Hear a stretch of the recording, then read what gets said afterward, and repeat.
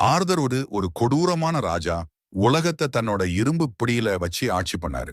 சிம்மாசனத்துக்கு வர்றப்ப தன்னோட எதிரிகளை எல்லாம் கொன்னு, நகரங்களை எல்லாம் குண்டு போட்டு, எண்ணற்ற கொடுமைகளை எல்லாம் பவருக்கு ஆசைப்பட்டு செஞ்சாரு. ஆனா ஒரு நாள் அவர் செஞ்ச எல்லா விஷயங்களையும் பத்தி யோசிச்சு பார்த்தாரு. அவருக்குள்ள ஒரு குற்ற உணர்வு வந்துச்சு. அடுத்த நிமிஷமே அவருக்கு ஹார்ட் அட்டாக் வந்து இறந்துட்டாரு. அவர் மெதுவா ஒரு பாதாளத்துக்குள்ள போய்கிட்டே இருக்கப்ப ஒரு குரல் அவரை கூப்பிட்டு, உனக்கு மறுபடியும் ஒரு சான்ஸ் கொடுக்கறேன். இந்த தடவை நீ இதை கெடுக்க கூடாது அப்படின்னு சொல்லுது. கொஞ்ச நேரத்துக்கு அப்புறம் ஆர்த்தர் கண்ணை திறக்கிறாரு. அப்ப 2 பேர் அவரையே பார்த்துட்டு இருக்கிறாங்க. அந்த ஆள் தன்னோட நேம் ரெய்னால்டுன்னு சொல்றாரு. அவர் ஆர்த்தர்ஸ் அப்பா. இந்த ஆலிஸ் தான் அவரோட அம்மா. அவங்க தன்னோட புது பிறந்த குழந்தைக்கு அவங்க பேசுறது புரியும்னு எதிர்பார்க்கல. ஆனா அவங்க அவ்வளவு சந்தோஷமா இருந்தாங்க அவரை பெற்றதுல. ஆர்தர் மெதுவா புரிஞ்சுக்கிறாரு, இவங்க உண்மையிலேயே அவரோட அப்பா அம்மான்னு.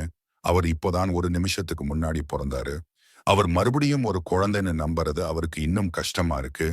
ஆனா அவரோட அப்பா அம்மா அவரை ரொம்ப நல்லா பாத்துக்கிறாங்கன்னு மறுக்க முடியல.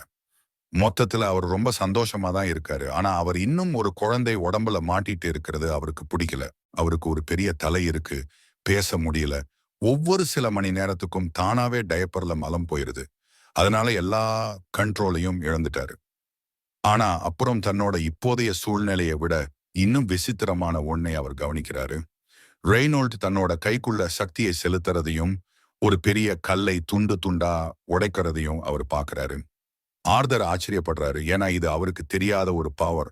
உலகத்தை ஆட்சி செஞ்ச இத்தனை வருஷங்கள்லயும் இந்த செயல் பார்க்கறதுக்கு ரொம்ப பிரமாதமா இருந்துச்சு. அதனால ரெய்னால்டு தன்னை பத்தி பெருமைப்பட்டுட்டு தன்னோட குடும்பத்தை பார்த்து அவங்க அவரை பாராட்டும்படி திரும்புறாரு. ஆனா அவர் சுத்தி முத்தி பார்க்கல. அதனால ஒரு கல் நேரா அவர் தலையில விழுந்துச்சு. ஆலிஸ் இப்படி ஏதாவது நடக்கலாம்னு பயந்துட்டே இருந்தாங்க. அதனால அவங்க அவர் பக்கத்துல போய் மேஜிக் யூஸ் பண்ணி ரெனல்ட்ஸ் காயத்தை குணப்படுத்த ஆரம்பிக்கிறாங்க. ஆனா அடுத்த தடவை ஷோ ஆஃப் பண்ணும்போது கவனமா இருக்கணும்னு எச்சரிக்கிறாங்க. ரெய்னால்ட் சும்மா ஷோ ஆஃப் பண்ண பார்த்திருக்கலாம். ஆனா அவர் சீரியஸ் ஆனாருன்னா அந்த கை கலப்பு சும்மா இல்ல. ஏன்னா வேட்டைக்கு போறப்ப ஒரு காட்டுப்பன்றிய ஒரே அடியில ஈஸியா அடிச்சுட முடியும். அவர் கூட இருக்கிறது அவரோட டீம் மெம்பர்ஸுக்கு ரொம்ப ஈஸியா இருக்கும். வேட்டை முடிஞ்சதும் ரெனால்டு தன்னோட குடும்பத்துக்கு திரும்பி வர்றாரு. வாங்க ரெடி ஆயிட்டு இருக்காரு. ஆனா அப்புறமும் அவருக்கு ஞாபகம் வருது, தான் இன்னும் பன்றி ரத்தத்துல இருக்கோம். அதனால முதல்ல சுத்தப்படுத்திக்கணும்னு. இந்த உலகம் ரொம்ப ஆபத்தானது.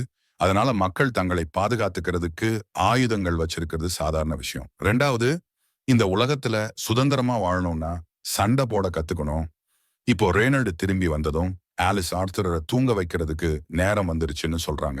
வழக்கமா குழந்தை மாதிரி நடத்தப்படுறதுக்கு அவர் கோவப்படுவாரு. ஆனா இந்த ஒரு விஷயத்தை அவர் உண்மையிலேயே ரசிக்கிறாரு. தன்னோட முந்தின வாழ்க்கையில அவருக்கு நிம்மதியா தூங்குறதுக்கு ரொம்பவே கம்மியான வாய்ப்பு தான் கிடைச்சிச்சு. ஏன்னா மக்கள் எப்பவுமே அவர் சற்றும் எதிர்பாராத நேரத்துல அவரை கொலை செய்ய முயற்சி பண்ணுவாங்க. கண்டிப்பா அவரை தாக்க வந்த எந்த ஒரு எதிரியையும் அவர் ஈஸியா தோக்கடிச்சிருப்பாரு. ஆனா அது ரொம்பவே மன அழுத்தமா இருந்துச்சு. மாதங்கள் கடந்து போகுது. ஆர்த்தர்ஸ் குழந்தை கை கால்கள் கடைசியா போதுமான அளவு ஸ்ட்ராங் ஆகி அவர் தானாவே நகர ஆரம்பிக்கிறாரு. இப்போ அவரோட புது மொபிலிட்டியோட அவர் செய்யற முதல் விஷயம் கண்ணாடி பக்கத்துல போய் பாக்குறது. அவங்க அப்பாவோட அம்மாவுக்கு ஆர்த்தர் தன்னோட பிம்பத்தால ரொம்ப மயங்கி போனது கியூட்டா தெரியுது. ஆனா அவர் இப்போதான் ஒரு குழந்தைங்கிற உண்மையை ஏத்துக்கிறாரு. எப்படியோ ஆர்த்தர் இப்போ தானாவே நகர முடியறதால அன்னைக்கு சாயங்காலம் ஆலிஸ் அவரை தூங்க வைக்கும்போது தன்னோட பிளான ஆரம்பிக்கிறாரு. அவங்க ரூமை விட்டு வெளியே போனதும் அவர் கண்ணை திறந்து தன்னோட போர்வையை தொட்டில இருந்து தூக்கி எறிஞ்சு கீழே இறங்கி தொட்டில இருந்து தப்பிக்கிறாரு. அப்புறம் அவர் தரையில தவழ ஆரம்பிக்கிறாரு. அப்போ ஆலிஸ் பாத்திரம் கழுவுற வேலையில பிஸியா இருக்காங்க. அவங்க உண்மையிலேயே அந்த பாத்திரங்கள்ல ரொம்ப கவனமா இருந்திருக்கணும். ஏன்னா ஆர்த்தர் ரூமோட மறுபக்கத்துக்கு அவங்க கவனிக்காமலே போயிட்டாரு. அங்க போனதும் அவர் வீட்டு லைப்ரரி கதவை திறந்து ஒரு புக்கை எடுக்கிறாரு. ஏன்னா இந்த உலகத்தை பத்தி இன்னும் நிறைய கத்துக்கணும். ஒரு புக்கை படிச்சதுக்கு அப்புறம் இந்த பிளேஸ் நேமுக்கு டெக்காதன்னு நேம்.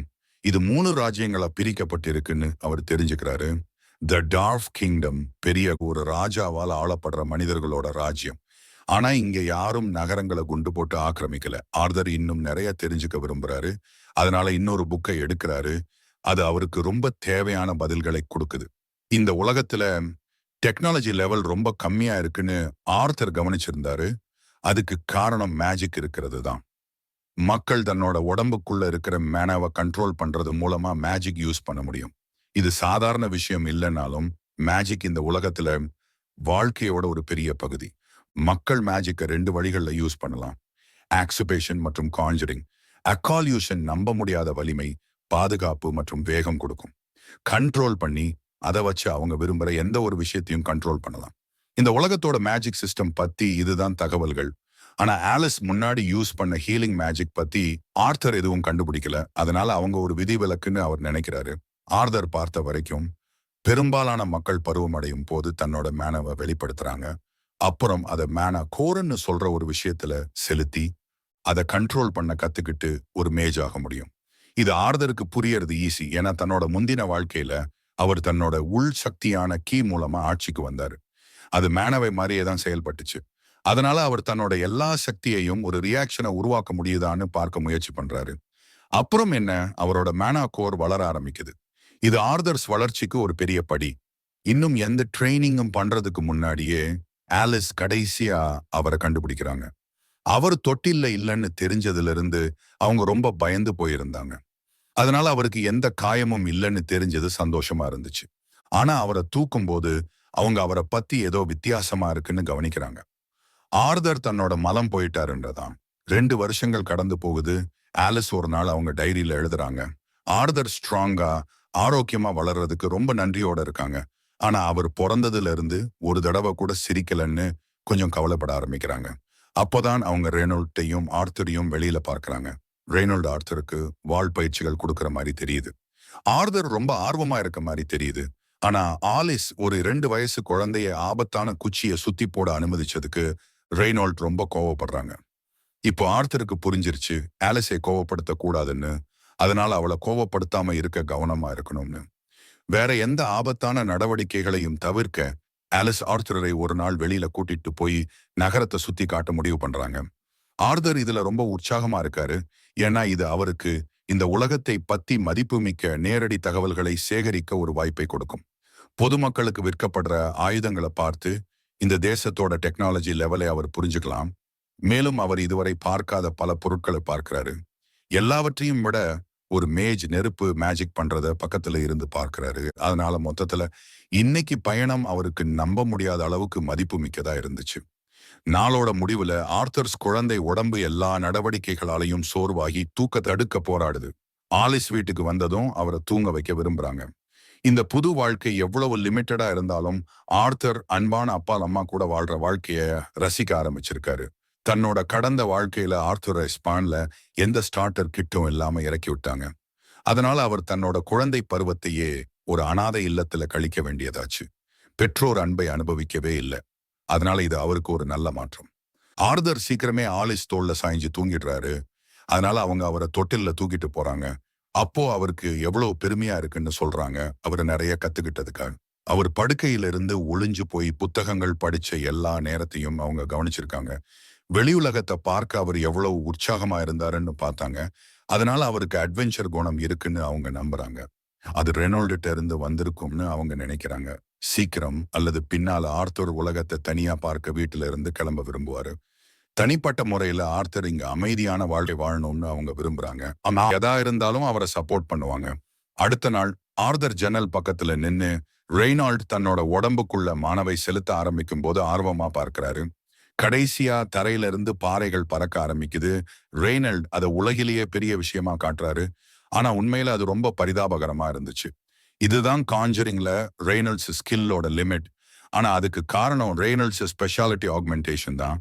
அதனால அவர் தன்னோட உடம்புக்குள்ள மேஜிக்கை யூஸ் பண்றப்ப ரொம்ப எஃபிஷியன்டா இருக்கும். தன்னோட அப்பாவோட பவரை பார்த்ததும் ஆர்தருக்கு ட்ரைனிங் பண்ணணும்னு மோட்டிவேஷன் வருது. ஆனா அவர் டேபிள்ல இருந்து கீழே இறங்க போறப்ப ஆலிஸ் அவருக்கு தூங்க வேண்டிய நேரம்னு சொல்றாங்க. ஆர்தர் இன்னும் பேச முடியாது. அதனால அவங்க புக் ஷெல்ஃபை கடந்து போறப்ப அவர் முனக ஆரம்பிக்கிறாரு. ஆனா ஆலிஸ் அவருக்கு தூங்கணும்னு சொல்றாங்க. அதனால இப்ப புக்குக்கு நேரம் இல்லைன்னு சொல்றாங்க. வழக்கமா இதுக்கு ஆர்தர் எதுவும் செய்ய முடியாது. ஆனா அவர் சமீபத்துல ஒரு லெஜெண்டரி டெக்னிக்கை கத்துக்கிட்டாரு, பவுட்டிங். ஆர்தர் ஒரு குழந்தையா தன்னோட கியூட்னஸ் ஆயுதமா மாத்திர கலையில மாஸ்டர் ஆயிட்டாரு. அதனால ஆலிஸ் இன்னும் அவரை தூங்க வைக்கணும்னு விரும்பினாலும் கடைசியா அவர் இறங்கி அவரை புக்கை படிக்க விடுறாங்க. ஆர்தர் தனியா இருந்ததும் தன்னோட மேனா கோர்ல பயிற்சி செய்ய ஆரம்பிக்கிறாரு. கடந்த 2 வருஷமா அவர் இதுல ரொம்ப நல்லா பண்ணியிருக்காரு. தன்னோட உடம்புக்குள்ள மேனாவோட பல துண்டுகளை சேகரிச்சு தனக்குள்ள ஒரு மேனா கோரரை உருவாக்க முடிஞ்சது. அது நம்ப முடியாத அளவுக்கு கஷ்டமா இருந்தாலும் அதுக்கு ரொம்ப மதிப்பு இருந்துச்சு. இப்போ இன்னும் கொஞ்சம் முயற்சி பண்ணா அவர் தன்னோட முதல் ஸ்பெல்ல போட முடியும். ஆனா ஆர்தர் தன்னோட மேனாவோட வலிமைய ரொம்ப கம்மியா மதிப்பிட்டு தவறுதலா வீட்டையே வெடிச்சு சிதறடிச்சிட்டாரு. ஆலிஸும் ரெய்னோல்ட்டும் வெடி விபத்து நடந்தப்ப வெளியில இருந்தாங்க. அது அவ்வளவு பெருசா இருந்துச்சு. ரெய்னோல்ட்டும் முதுகு ரொம்ப மோசமா எரிஞ்சு போச்சு. ஆனா அவரும் ஆலிஸும் மத்தபடி நல்லா இருந்தாங்க. ஆனா வெடிச்சப்ப ஆர்தர் இன்னும் வீட்டுக்குள்ள தான் இருந்தாருன்னு அவங்க சீக்கிரம் புரிஞ்சுக்கிறாங்க. அதனால அவர் இன்னும் உயிரோட இருக்காரான்னு பார்க்க உள்ள ஓடுறாங்க. இந்த அளவு பெரிய வெடி விபத்துல ஒரு குழந்தை உயிரோட இருந்திருக்க வாய்ப்பே இல்லை. ஆனா ரெனல் லைப்ரரியை அடைஞ்சதும் ஆர்தர் எந்த காயமும் இல்லாம இருந்ததையும் வெடி விபத்துக்கு அவர்தான் காரணம் என்பதையும் பார்த்து அதிர்ச்சி அடைகிறாரு. அவருக்கு இப்பதான் 3 வயசு ஆகுது. அதனால அவருக்கு குறைஞ்சது 12 வயசு ஆகிற வரைக்கும் மேஜிக் யூஸ் பண்ண முடியாது. ஆனா ஆர்தர் இப்பதே கிட்டத்தட்ட மேனவின் மாஸ்டரா இருக்காரு. அவர் பெருமையோட நின்னு தன்னோட பெற்றோரை பார்க்கிறாரு. ஆனா வீடு இடிஞ்சு விழுந்துட்டு இருக்குன்னு மறந்துட்டாரு. அதனால 2 கூரை பீம்கள் நேரா அவர் மேல விழுந்ததும் அவர் முழுசா அதிர்ச்சி அடையறாரு. அவர் ஓட முயற்சி பண்றாரு. ஆனா அவரோட குட்டையான குழந்தை கால்கள் அவருக்கு கை கொடுக்கல. அதனால அவர் முடிஞ்சிட்டாருன்னு தோணுது. அதிர்ஷ்டவசமா ஆலிஸ் மற்றும் ரெய்னோல்ட் 2 பேரையும் காப்பாத்துறாரு. ஆர்தர் கொஞ்சம் அதிர்ச்சியா இருக்கு. ஏன்னா இதுவரைக்கும் யாரும் அவருக்காக தன்னோட உயிரை பணயம் வச்சது இதுதான் முதல் தடவை. ஆனா ஆலிஸ் அவர் நல்லா இருக்காருன்னு அவ்வளவு நிம்மதியா இருந்து அழ ஆரம்பிக்கிறாங்க. மக்கள் தன்னை மேல இப்படி பாசம் காட்டுறதுக்கு ஆர்தர் இன்னும் பழக்கப்படல. அதனால அவங்க அழறத பார்த்து அவரும் அழறாரு. விஷயங்கள் தொடர்ந்து நடக்குது. ஆர்தருக்கு ஒருபோதும்